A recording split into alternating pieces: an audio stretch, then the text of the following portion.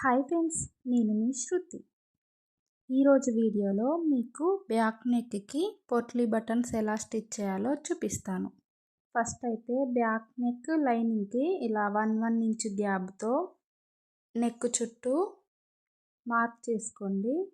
Next ఈ potli balls ready చేసుకున్నాం కదా, వాటిని ఈ మార్క్ చేసుకున్న దగ్గర ఈ పొట్లీ బాల్ను పెట్టి వీడియోలో చూపిస్తున్న విధంగా కుట్టాలి. ఇదే విధంగా మనం రెడీ చేసుకున్న బాల్స్ అన్నింటినీ ఒక్కొక్కటి 1 ఇంచ్ గ్యాప్తో కుట్టుకోవాలండి.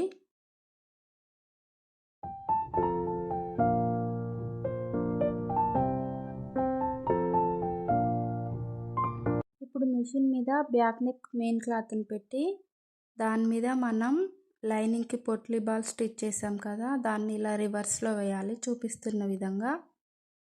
ఇప్పుడు మెయిన్ క్లాత్ని లైనింగ్ని కలిపి ఇలా కుట్టుకోవాలండి. ఈ కుట్టు వచ్చేసి ఎగ్జాక్ట్గా బాల్స్ స్టిచ్ చేసాం కదా లైనింగ్కి, అదే కుట్టు మీద రావాలి. వీడియోలో చూపిస్తున్న విధంగా జాగ్రత్తగా కుట్టండి.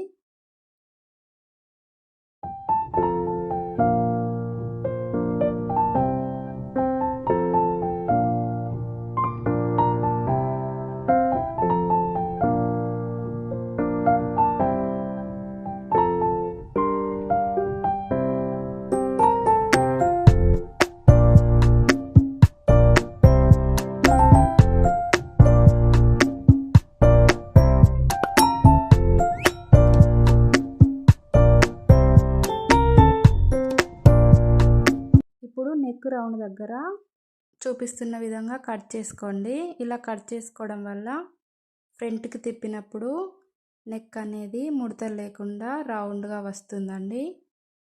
ఎప్పుడైనా కూడా రౌండ్ నెక్కి ఇలా కట్స్ ఇవ్వాలి. ఇలా 1 ఇంచ్ గ్యాప్తో కట్ చేసుకోండి. కట్ చేసుకొని రివర్స్ తిప్పి పైన మెయిన్ స్టిచ్ వేయాలండి.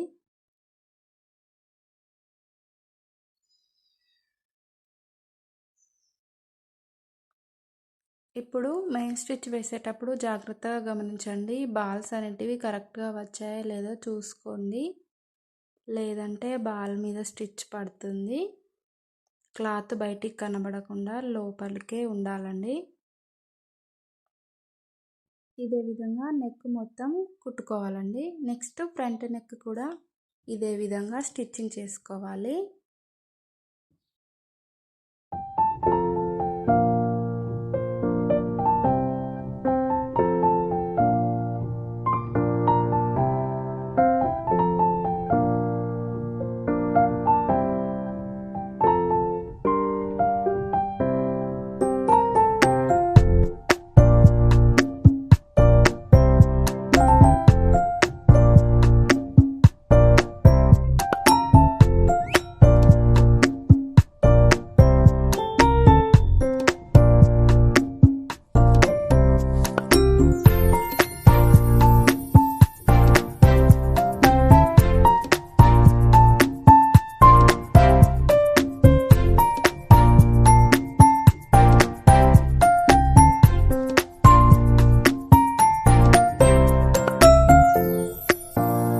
బ్యాక్ డాట్స్ అండి, షోల్డర్స్ మధ్యలో నుంచి కింది వైపు 4 ఇంచెస్ మార్క్ చేసుకొని స్టిచ్ చేసుకోవాలండి, 2 సైడ్స్ కూడా.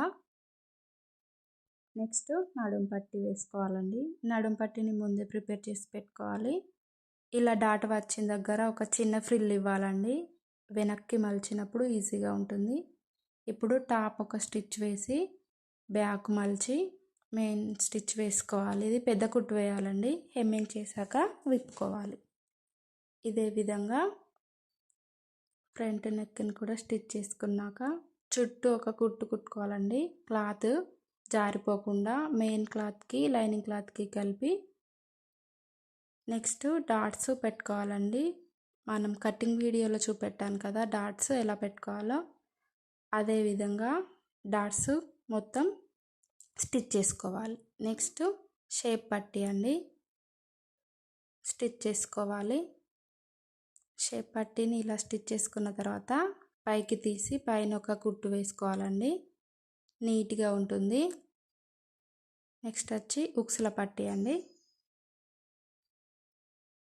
ఉక్సుల పట్టీని, కాజా పట్టీని ఎలా ప్రిపేర్ చేసుకోవాలో నేను ముందు వీడియోలో క్లియర్గా చూపెట్టాను. ఎవరికన్నా అర్థం కాకపోతే ఆ వీడియో చూడండి. ఈ విధంగా ఫ్రంట్ పార్ట్ని రెడీ చేసుకున్నాం కదా. నెక్స్ట్ ఇంకొక సైడు కాజా పట్టీని రెడీ చేసుకోండి. ఈ రెండు రెడీ అయిన తర్వాత బ్యాక్ పార్ట్ పైన ఫ్రంట్ పార్ట్ని పెట్టి స్టిచ్ చేసుకోవాలండి. హ్యాండ్స్ ఎలా స్టిచ్ చేసుకోవాలో నేను ఈ వీడియోలో చూపెట్టలేదు, ప్రీవియస్ వీడియోలో ఉంది. ఒకవేళ హ్యాండ్స్ ఎలా స్టిచ్ చేయాలో తెలియకపోతే ఆ వీడియో చూడండి ఫ్రెండ్స్. షోల్డర్స్ జాయిన్ తర్వాత హ్యాండ్స్ ఎలా అటాచ్ చేయాలో ఒకసారి చూడండి. ఫస్ట్ అయితే మనం హ్యాండ్స్ ఎక్స్ట్రాస్ ఉంటే కట్ చేసుకోవాలండి. ముందు భాగంలో లోతు తీయాలి. తీసి మధ్యలో నుంచి ఇలా హ్యాండ్ కుట్టుకోవాలండి. హ్యాండ్ని ఎప్పుడైనా కూడా మిడిల్ నుండే కుట్టాలండి. లాస్ట్ నుండి కుడితే ముడతలు వస్తుంది వన్ సైడ్. నెక్స్ట్ వచ్చేసి ఇంకొక కుట్టు వేసుకోవాలి. 2 స్టిచెస్ వేయాలండి. సైడ్ జాయింట్స్ చేసేటప్పుడు మనం మార్క్ చేసుకుంటాం కదా కొలత బ్లౌజ్తో, ఆ మార్క్స్ వెంబడి ఇలా సైడ్కి 3 టైమ్స్ అయితే సైడ్కి కుట్లు వేయాలండి. లాస్ట్ వచ్చేసి ఎక్స్ట్రా క్లాత్ ఉంటే దాన్ని లోపలికి మలిచి ఇలా కుట్టుకోవాలి. అంతేనండి, బ్లౌజ్ అయితే రెడీ. ఈ విధంగా ఇన్విజిబుల్గా పొట్లీ బటన్ స్టిచ్ చేసుకోవడం వల్ల బ్లౌజ్ నీట్గా ఉంటుందండి. లైనింగ్ వైపు కూడా గుచ్చుకోకుండా నీట్గా ఉంటుంది. ఈ వీడియో మీకు నచ్చితే ఒక లైక్ చేయండి.